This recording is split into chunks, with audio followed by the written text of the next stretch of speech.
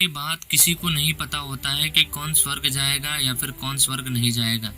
ऐसे ही कहानी मरने के बाद स्वर्ग के द्वार पर 4 व्यक्ति खड़े थे। इन 4 व्यक्तियों में पहला राजा था, दूसरा व्यक्ति व्यवसायिक था, तीसरा व्यक्ति पंडित था और चौथा व्यक्ति मजदूर था। किसी को ये नहीं पता था कि कौन स्वर्ग के अंदर प्रवेश कर पाएगा और कौन नहीं, क्योंकि लोगों का मानना है कि जिनके अच्छे कर्म होते हैं वही स्वर्ग में जाता है और जिनके बुरे कर्म होते हैं वह स्वर्ग नहीं जा पाता है। लेकिन इन 4 व्यक्तियों में से कौन सा व्यक्ति स्वर्ग के अंदर एंट्री मार पाएगा और कौन सा व्यक्ति वहां से वापस लौटा दिया जाएगा, ये इनमें से किसी को भी नहीं पता था। लेकिन ये लोग स्वर्ग के दरवाजे को ओपन होते हुए देखना चाहते थे और वहां पर खड़े होकर बात कर रहे थे कि जैसा राजा ने कहा कि मैं ही स्वर्ग के अंदर जाऊंगा, क्योंकि मैं बहुत प्रख्यात राजा हूं, मैंने धरती पर अच्छे बहुत काम किए हैं और नाम कमाया है, इसलिए पूरी संभावना है कि मैं ही स्वर्ग में जाऊंगा। फिर व्यापारी ने अपनी बात सबके सामने रखा और बोला, मैंने धरती पर बहुत सारे धन कमाए हैं क्योंकि मैं एक व्यवसायी हूं और मैं उस धन से सैकड़ों लोगों की मदद की है, इसलिए स्वर्ग जाने का हकदार मैं ही होता हूँ। अब बारी आती है पंडित जी की। पंडित जी कहते हैं कि चाहे तुम जो सोचना है सोच लो, लेकिन यह बात तो तय है कि स्वर्ग के दरवाजे खुलेंगे तो सिर्फ मेरे लिए ही खुलेंगे।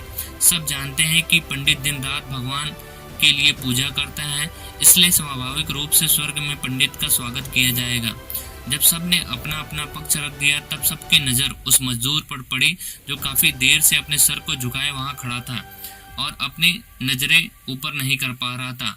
उसी दरमियान स्वर्ग का दरवाजा खुला। वहां पर एक देवदूत आकर खड़ा हो गया और अपने हाथों में एक पुस्तक रखी थी जिसमें इन सभी के कर्मों का लेखा जोखा लिखा हुआ था, जो कि सबसे पहले राजा को देवदूत ने बुलाया और उसको पूछा, तुम बताओ तुमने अपने जीवन में क्या क्या अच्छे कर्म किए हैं।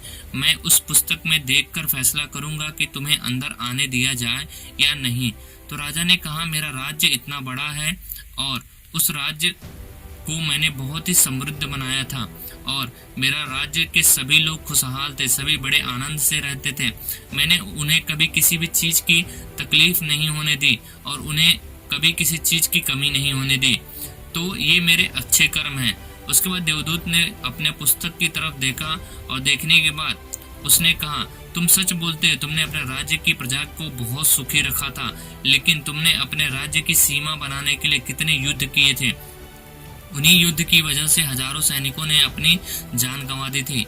उन हजारों सैनिकों के परिवार के दुख का कारण तुम बने थे, इसलिए तुम स्वर्ग में नहीं जा सकते हो। अब बारी आती है उस व्यक्ति की, व्यापारी की, जो कि दूसरा व्यक्ति था। उससे देवदूत ने पूछा, तुम्हारे अच्छे कार्य और कर्म गिनाओ। व्यापारी ने उनसे कहा कि मैं लोगों को खाना खिलाया, कई आश्रमों में मैंने दान दिया, कई निराश्रित लोगों को मैंने घर बनाकर दिया, ये मेरे अच्छे कर्म हैं। देवदूत ने फिर अपनी पुस्तक की तरफ देखा और देखने के बाद व्यापारी से कहा, तुम्हारा कहना ठीक है, ये तुम्हारे हिस्से में बहुत दान धर्म आपने किया है, लेकिन उन पैसों को कमाने के लिए तुमने ना जाने कितने झूठ बोले, कितनी ही लोगों को लूटा और कितनी मिलावट की, इसलिए तुम भी स्वर्ग नहीं जा सकते हो। अब बारी आती है पंडित जी की। तो पंडित जी से सवाल पूछा गया कि आप बताइए कि आपको स्वर्ग क्यों लिया जाए। तो बहुत ही आत्मविश्वास के साथ पंडित जी ने कहा, मैंने अनगिनत लोगों को ज्ञान दिया, हजारों लोगों को मैंने पूजा की और दिन रात भगवान के लिए मैंने तप और जाप किया, इससे अच्छा और क्या हो सकता है। देवदूत ने अपने पुस्तक के अंदर झांक कर देखा और उसने बताया कि आपने जितने भी लोगों को भी ज्ञान दिया उन बातों पर आप खुद भी अमल नहीं किया। आपने यज्ञ पूजा या भगवान का नाम निस्वार्थ भाव से कभी नहीं लिया, इसलिए आप भी स्वर्ग के अंदर आने के लिए प्रतिबंधित हो। अब बारी आती है सर झुकाए उस मजदूर की। सारी चीजें देखकर मजदूर कहता है कि हे भगवान, अब तो मैं ये नहीं समझ पाता कि यहाँ पर कोई महान नहीं है।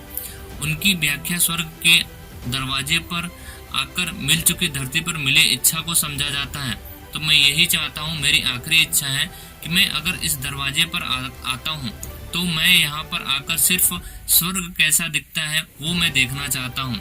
इससे अच्छे कर्मों के बारे में फिर वो देवदूत ने पूछा कि तुम स्वर्ग में आने के लिए क्यों इतना इच्छुक हो। तो उसने बोला कि मैंने कोई अच्छे कर्म तो किए नहीं हैं, इसलिए मैं स्वर्ग तो आ नहीं सकता हूँ और मेरी इच्छा भी नहीं है, क्योंकि अगर मैंने अच्छा कर्म नहीं किया है तो मैं स्वर्ग में अंदर नहीं आ सकता हूँ। मैंने सिर्फ मजदूरी की और कमाया और उससे अपने परिवार का पालन पोषण किया और थोड़ी बहुत जो चीज़ें बची उससे मैंने दान धर्म किए और ज़्यादा लोगों की मैं भला और सेवा तो नहीं कर पाया, क्योंकि बाद में कभी सेवा करने का मुझे मौका नहीं मिला और मुझे समय भी नहीं मिला।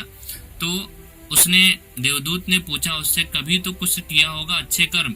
तो बोला, मुझे थोड़ा थोड़ा याद आ रहा है कि मैं एक बार जब भूखा था और खाना खाने जा रहा था, उसी बीच एक कुत्ता आया जो कि काफी कमजोर दिख रहा था और वह हमारे तरफ देखने लगा, यानी उसे भूख लगी थी।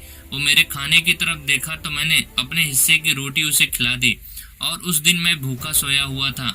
मजदूर की इस बात को सुनने के बाद वह देवदूत बहुत ही मुस्कुराया और उसको कहा, यही तुम्हारे अच्छे कर्म हैं, इसी की वजह से तुम स्वर्ग के अंदर आ सकते हो।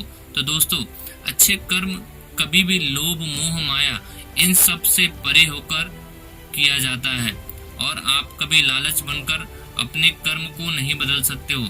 इसलिए आप भी जब कभी सेवा करो या अच्छे कर्म करो तो निस्वार्थ भाव से करो, क्योंकि निस्वार्थ भाव से किया गया एक भी काम आपके जीवन के सभी पापों को धोने की क्षमता रखता है।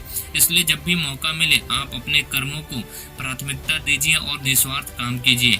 चैनल को सब्सक्राइब करना बिल्कुल ना भूलिए।